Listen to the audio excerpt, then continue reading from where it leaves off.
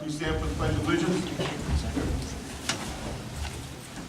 I pledge allegiance to the flag of the United States of America and to the republic which stands one nation under God, indivisible, with liberty and justice for all.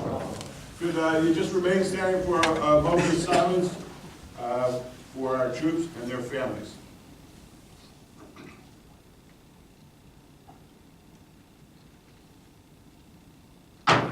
Thank you. Can we meet down here? We have a very special proclamation for some very good soccer players.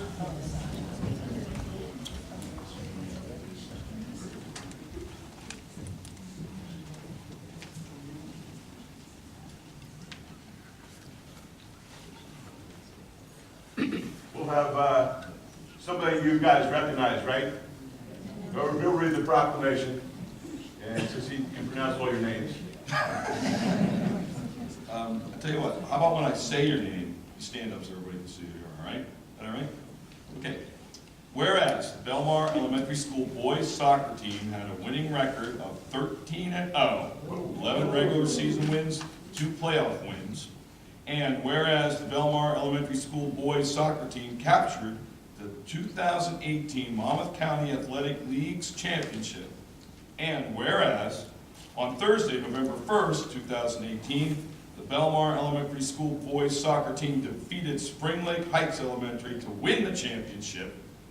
Whereas the Belmar Elementary School boys soccer team consists of their coach Brian Bassman, Frankie Viterbo, Ray Check, Ethan Miller, Topher Lynch, David Haas, Rory Madden, Gavin Lescott, Ever Mendoza, Brandon Gonzalez, Chris Greenlove, Cameron Kowalczyk, Matt Woodrow, Matt Donovan, Matthew Hope, Jonathan Fuentes Lopez, Michael Juarez Rojas, Alex Nicholas Berrigan, William Cruz, Jorge Cruz, Landon Herbert. Thank you guys for being here.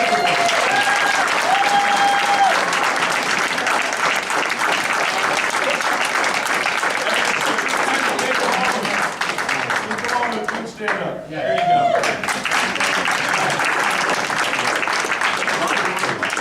Now, therefore, be it resolved that the mayor and council of the borough of Belmar hereby honor and congratulate the Belmar Elementary School boys soccer team and their amazing accomplishments in what was a terrific season. Well done.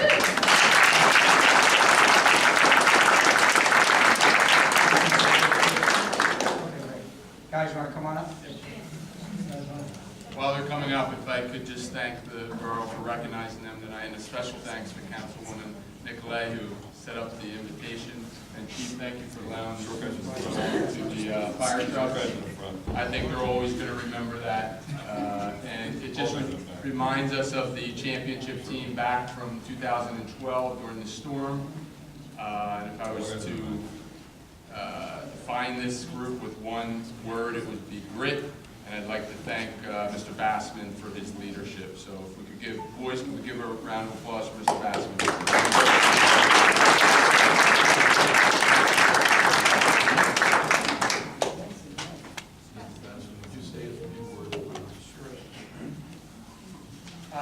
I want to say thank you, obviously, to the council and the entire community for really supporting them all season long. They're really, I tell everybody, they're really a really nice group of kids. They're great kids. They're going to be great people. And it was just a pleasure to have them around all the time. And the fact that we had a successful season just makes everything even better. So thank you, everybody, for your support.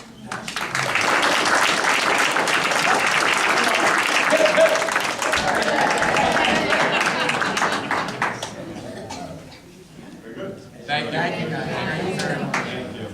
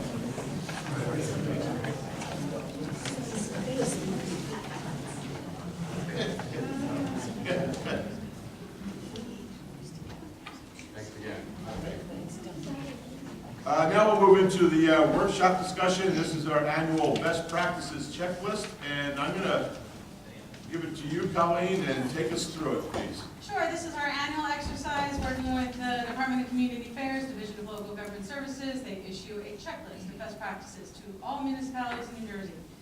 And we, between myself, April Claudio, the Borough Council, and our CFO, score ourselves on best practice metrics. We've done very well. We've scored an 85%, always room for improvement. A few areas that we're going to work on prospectively moving forward. We're going to make this available on our website. There's a copy here with the agendas for the public to peruse. We will be submitting this to the division, I think by Friday it's due. I like to point out, it's great to do this, and it's a good exercise for all municipalities to complete. We're looking at things like how many municipalities completed all their financial disclosures, how timely were your audits, and things of that nature. The state tends to tie this to what they call state aid. And as we all know, it's not actually state aid, but our own energy receipts tax that gets cycled back to us. And so us scoring at 85% ensures that the state will not try to deduct any of that money that is already ours. So we will get our full allocation for the year. And again, identify a few things that we know we can work on for next year. Who grades this? We do this ourselves. It's a self-assessment that we then submit to the division.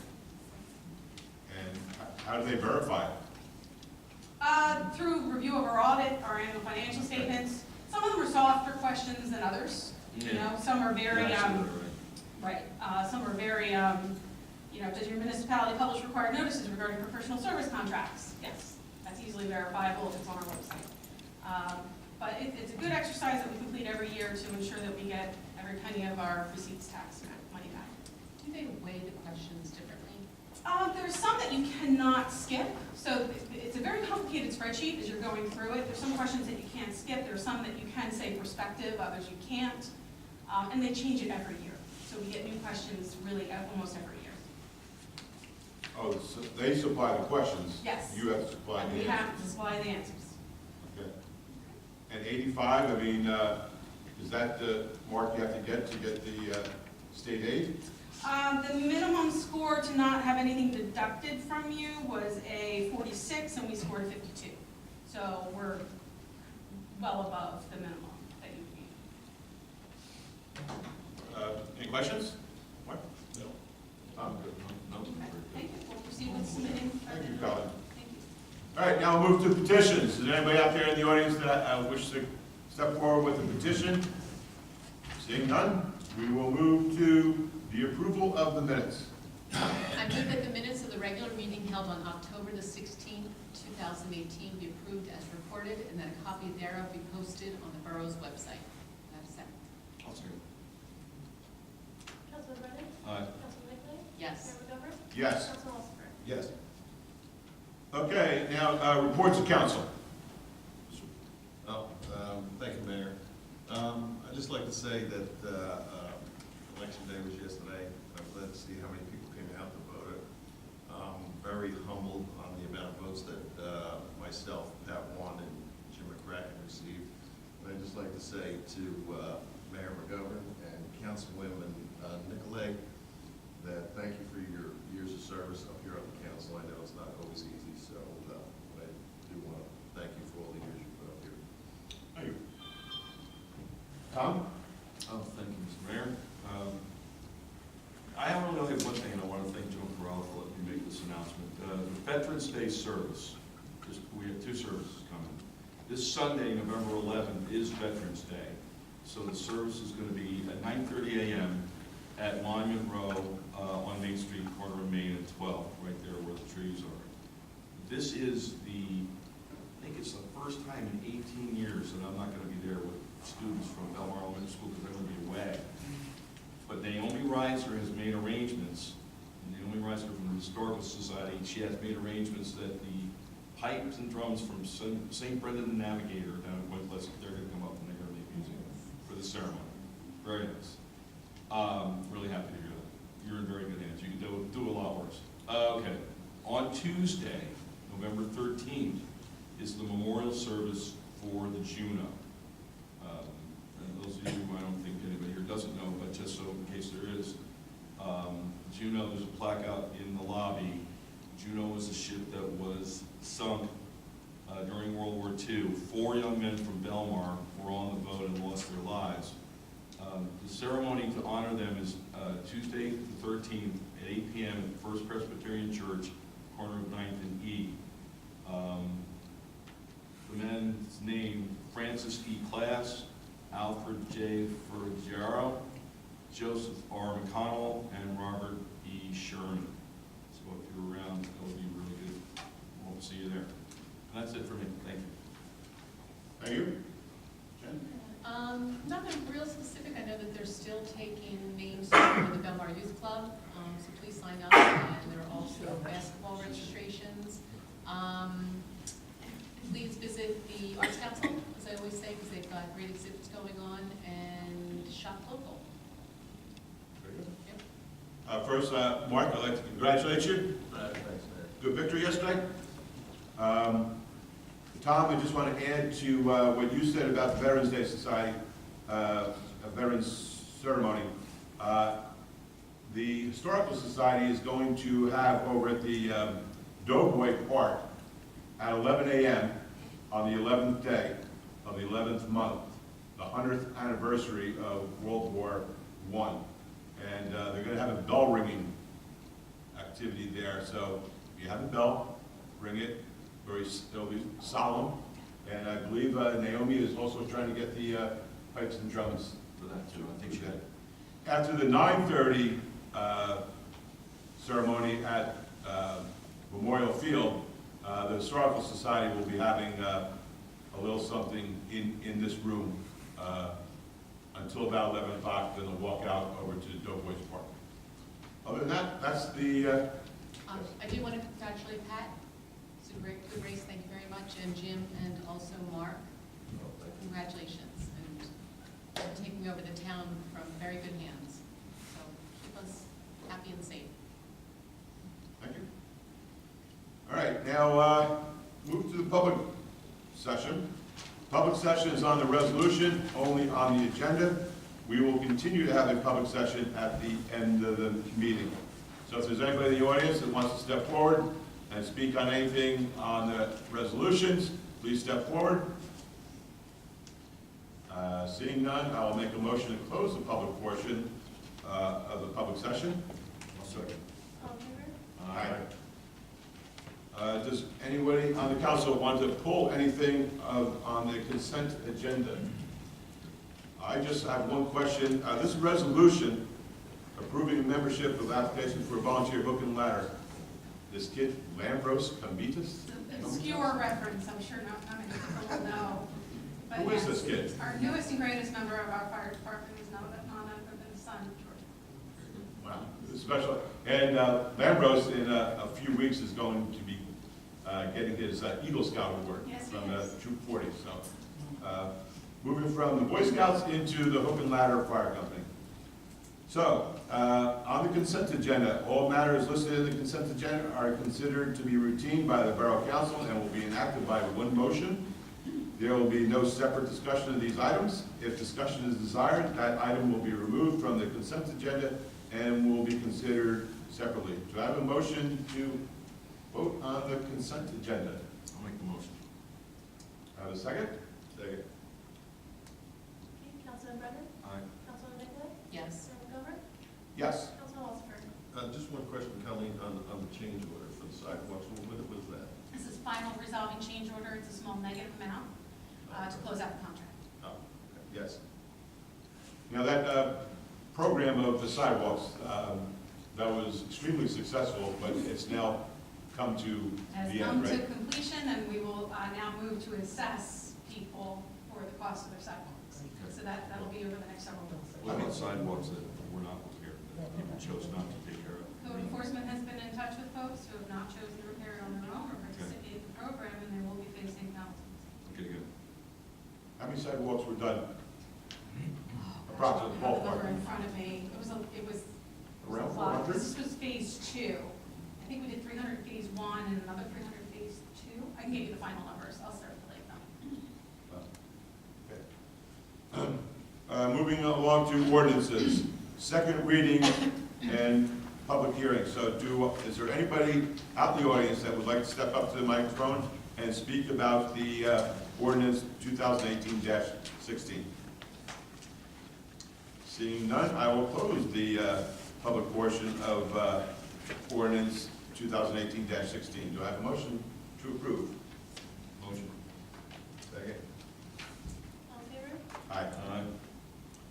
Okay, an ordinance of the Borough of Belmar amending Chapter 29, Water Sewer Utility Department to create regulations for sump pump connections. Do I have a motion to approve? I'll make a motion. Second? Second? Councilman Brennan? Aye. Councilman Nicolay? Yes. Mayor Manover? Yes. Councilman Walter? Yes. Colleen, can you just explain this ordinance, what it's going to do about the sump pumps up? Yes, so this came out of a lot of feedback that council, you would receive from members of the public after several of the heavy rains that we've had. The Department of Public Works has really done a phenomenal job going around town and addressing some areas where standing water may exist after a storm. But what we've continually experienced is that there could be an inordinate number of illegal storm sump pump connections, both to our sanitary sewer or just discharging to the street. So what we're doing here is clarifying within our own ordinances that you cannot, no discharge shall be directed to impact neighboring properties. It cannot become a stagnant water problem. It's going to do two things. One, it's going to give us some additional ammo for enforcement as we are going around and identifying these. It's also the first step of what's going to be several pieces of education for the public and enforcement for the public. So we've had many conversations about trying to identify homes that have maybe illegally tied into the sanitary sewer with their sump pumps. So we'll be coming to you with more recommendations. That costs us money when they illegally tie it. We're essentially paying to process stormwater as sewage. How can we find out those people that are illegally hooked up? Well, the going theory right now is that we would do a smoke test, and this is done with proper notification, and we go quadrant by quadrant, block by block. But you can basically inject smoke into the system, and if somebody is illegally tied in, we'll see the appearance of that smoke in their basement. We do a lot of notification, so people don't have a lot of freak out factor, and we go block by block so that we can identify and see it. So in other words, someone won't suddenly panic that their house has smoke in it, there might be a fire, so we'll notify them. We'll be doing a lot of notification. There's also been discussion at request of members of the mayor and council that we do a grace period. So we notify folks that we will be doing this. We encourage them to get legal before we do the test. And then there will be more notification just prior to the test. Okay, and obviously the smoke is harmless.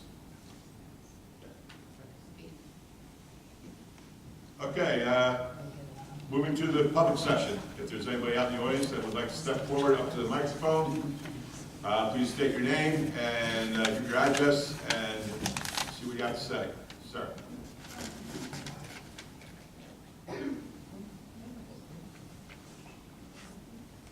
Charles Peters, 202 19th Avenue.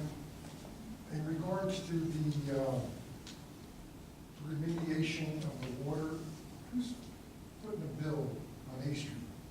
Is that us or them? The work we did today, that's us. Okay, so you're gonna do that for everybody? I do it for when I can. The pipe was right there. The total cost for that was about $100 for 3 houses. Oh, you got three in there? Yeah. By the way, my name's Ann Peters. I'm also a resident of 202 19th Avenue. We need to discuss the situation. I gave everybody a copy of the ordinance. I already have given it to, I'm sorry, your name was, sir? Sam. Sam. We have also photos that we can add to exhibits if you like. I sent you, everybody, Right. a copy of this. And, I'll hold it up for everybody to see too also. our next door neighbor is letting someone park a truck in their driveway. I've seen it. Thank you very much. And I wrote to the code enforcement person about it. They got tickets for parking out in the street, so that's a traffic violation. There was 2 trucks that were parked on the street. The history is the first truck was Summertime Fun. The second truck is Gold Medal. These 2 vehicles received a ticket parking on the street. I observed and noticed that the individual from Gold Medal started parking on the 19th Avenue driveway of my neighbor, who was literally right next door. Yeah. Okay? I saw the man come out of the vehicle and I said, "Excuse me, can you tell me why are you parking in the street?" He said, "Oh, the homeowner is allowing me to park at up the driveway. I received a ticket. I'm not allowed to park in the street." Well and good. That individual is not a resident of the home. That's the first issue. And your response, Mayor, was that he should probably park down by the railroad tracks. We have a lot. Yeah, there's a place Right. for trucks like that, for people that want to park in there, but I don't know if he's allowed to by the company. The company might say you have to keep it on your private property for insurance purposes. But in any event, it's been there almost a month. I mean, it hasn't moved. Oh, it No, goes, it goes out to work. back. Yeah, Okay. and whether he's working a night shift or day shift or whatever. It's there all weekend. You know, No, and there's I'm sorry to two, interrupt, but the fellow who's driving the truck, he doesn't stay in the house, he just leaves the truck and leaves the yeah, he area. goes over to, We one don't of the know for houses that you sure. were doing the, sump pump for. The house that currently where he parks in is a residential home. The homeowner rents out rooms. Whether she has a CO to rent out rooms, we don't know. Haven't got involved, not an issue, that's her business. Okay. Along with her rental property, that's her business. The problem is this individual is parking the driveway and is causing problems. I want it on record, and the reason why I got upset, as you can tell, pulling out of my car, my driveway Can't is say. difficult. At night, I was pulling out one time, and someone was walking, and I didn't see the person with their dog. Very upsetting. Yeah, I was upset. Okay, So so it is we a problem. It's a contacted safety code issue. enforcement several times, and I don't know, he's buddies with her We or have something. trustees, so we don't know about that. But the problem is, I really truly do not believe everyone is looking at the ordinance and reviewing it. We need Legal advice. legal advice to review it. And you know, I understand, I mean, I did look at the ordinance, I saw what I saw, and I didn't, and I'm not a lawyer, so I can't, I didn't see anything in here that would really, yeah, I could be wrong, but I That's didn't why didn't we see, really- right, really specifically say, no, you can't park back towards the thing. It does But say it's- you have to be owned by a resident, though. Well, that I think is a really pretty important thing. And one other question occurs to me, I mean, is she letting them park this truck there out of the goodness of her heart? Probably if she's doing it, there's probably monetary money involved. Well, in then it.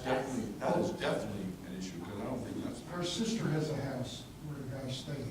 We She don't know, doesn't we have don't a know, driveway. please. Well, we don't know that, that's a That possibility, but we don't. We don't All right, know. let's deal with facts. Yeah, but I did not see the man when he parked the truck, he walked away from the home, and it was pretty obvious he was. It says he has to be a resident wherever it's the truck. That can be parked where it is on the side, it says the side yard. You know, it's But it meant to says- keep plumbers and Sure. electricians. We're allowing parking at them their to house, pull right, their- going inside and having their own. The problem is, you This is know, like a little bit right, the over. problem is, we all know, and I'm glad everybody's here to know this too, our real estate value in Belmar is going up. Would we all agree? Yes. Okay. This is not gonna help the situation. And I think everybody in the neighborhood in Belmar should take pride in their property and respect your neighbors. It's not happening. Have we over the years called on her and say you've never gotten COs? You put in illegal, what's it, hot tub, no, you know, hey, you know what? It is what it is. You try to keep your peace, you gotta live next to people. This is ridiculous. Let me ask our attorney, I know you're on the spot because you're filling in for Greg. Do you have an opinion? Well, I did take a look just now at the ordinance, and it does seem like the purpose of the ordinance is to, like you said, control the aesthetics of the community. The highlighted section B1, I don't think that's necessarily relevant, but for section 16B16, it does state that a vehicle of that size, I don't know if that's 18,000 pounds or less, can be stored on the side or the rear. That picture indicates that it's in the front of the home. Well, it's on the It's not, side. it is on the side? Yes. Okay, because I think the purpose of that ordinance is so that if there are vehicles of that size, would be in the back or the side, so that people driving by or going through the town, it's not as visible. The fact that, that's on the side? It's on the side of their house, the front, our front. It's on the front of the face of the house, correct? It's on the front of the face. I think that purpose of the ordinance is to have trucks like that on the side of the back, so that it's not necessarily. Viewed by the public street. view. Correct. Well, And it's I- also not, the person is not a resident of the property. And that's also it does important. say that it can be stored in a side or rear yard. I don't consider that a yard, I consider that a driveway. It's a So driveway. I think that's also going against number 16. Whether it's 18,000 pounds or not, I don't know, I don't know if it has a weight. And other neighbors have mentioned it to us, I say, oh, you're the lucky ones that got it, because But the I- other summertime truck is not parking anywhere. And these are also for trucks. No, those are definitely. Yeah, I mean, personally, I would think that it's not a side yard and it's not the resident. Colleen, What can we do? have you spoken to Bob Pop about this? I have not spoken with Bob Pop directly. I know Sir Claudio has. We're going to review the ordinance with council and provide some more clear direction to go enforcement. Maybe code enforcement can call the company. Because a lot of times when you're calling the company on a professional level, they'll make him move that truck and maybe not even allow him to have it to take home. My sister-in-law does business with Gold Medal, and she saw it, she said, you ought to call the company up and complain. But we said, let it go through the town. We were suggested to do Yeah, that. so maybe, our code enforcement could give a call to the company and see if they could help out in that situation this way. I mean, the main objective is not to give a ticket. Yeah, get the truck out. So, and this is, to be honest with you, this is was a conflict for me. I get out of my driveway, it's hard to pull out, not even that, if I want to take you off now, I don't even want to go on the property. I cross the street and I avoid it because of the incidents that we've had. I just don't want to deal with anything anymore. And that's why I didn't want to even bring it up to her, because she knows well. The homeowner knows what's going on. That's why we said, let's publicly address They it, put they it on must have called record. somebody, because they said, the town says we can do it, so who's the town? So Kyle, tomorrow, can you either have Greg contact Gold Medal or yourself?